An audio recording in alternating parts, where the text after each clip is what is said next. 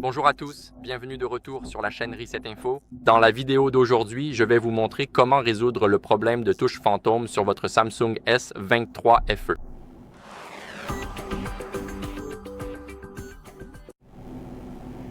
Alors, tout d'abord, ce que nous allons faire, c'est retirer le protège-écran ou la coque, et laissez-moi vous expliquer pourquoi. En gros, chaque fois que nous avons un protège-écran qui n'est pas parfaitement appliqué tout autour de l'écran, mais qui déborde sur les bords ou sur le côté du téléphone, c'est déjà mauvais. Nous voulons l'enlever, et c'est à cause des touches fantômes qui peuvent se produire ici ou là. Donc, nous n'en voulons pas. Le problème de touche fantôme, c'est en gros quand quelque chose clique sur votre écran sans que ce soit vous. Donc, vous voulez vous assurer qu'il n'y a pas de touche fantôme ici. Et pour cela, vous devez retirer le protège-écran s'il n'est pas bien appliqué. Maintenant, pour la coque, je n'en ai pas, mais si votre coque recouvre les bordures, laissez-moi ouvrir une application rapidement. Comme vous pouvez le voir, il y a ces parties sombres entre l'écran et les côtés du téléphone. Maintenant, si notre coque passe dessus et empiète sur l'écran, ce n'est pas bon. Nous n'en voulons pas car cela pourrait aussi provoquer des touches fantômes. Nous ne voulons rien sur notre écran. Donc, comme vous pouvez le voir, ce qu'on va faire ensuite, c'est nettoyer notre écran pour enlever toute poussière ou humidité. Et pour cela, nous utilisons un chiffon en microfibre. Voilà un petit bonus. Bien sûr, on va aussi enlever les traces de doigts. Alors, passons-le quelques fois sur l'écran. 3 ou 4 passages suffisent largement. 2 de chaque côté du téléphone.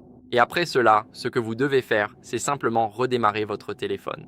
Il est donc très important de redémarrer votre téléphone. Maintenant, si vous avez un problème de touche fantôme et si vous appuyez sur le bouton d'alimentation et le bouton de volume bas, vous quittez automatiquement cette section. Ce que vous devez faire, c'est maintenir le bouton d'alimentation et le bouton de volume bas jusqu'à ce que votre écran devienne noir et que vous ressentiez une vibration. Voilà, l'écran s'éteint et j'ai senti la vibration. Il redémarre donc et je vous retrouve à tout de suite. Après ce redémarrage, ce que nous allons faire en dernier recours, c'est mettre à jour notre logiciel. Nous voulons nous assurer que nous sommes sur la dernière version. Nous allons ouvrir les paramètres et ici, faire défiler tout en bas jusqu'à voir « Mise à jour logiciel ». C'est la troisième option en partant du bas. Maintenant, nous allons cliquer sur « Télécharger et installer ». Ici, nous vérifions les mises à jour.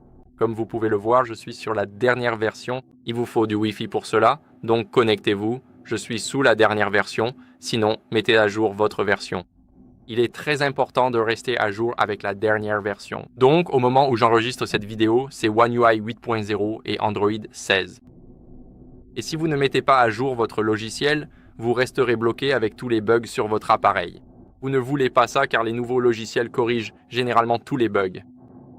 Voilà, c'est tout pour cette vidéo. J'espère que cela vous a été utile. Si c'est le cas, laissez un like, abonnez-vous et laissez un commentaire. Et on se retrouve dans la prochaine vidéo. Au revoir.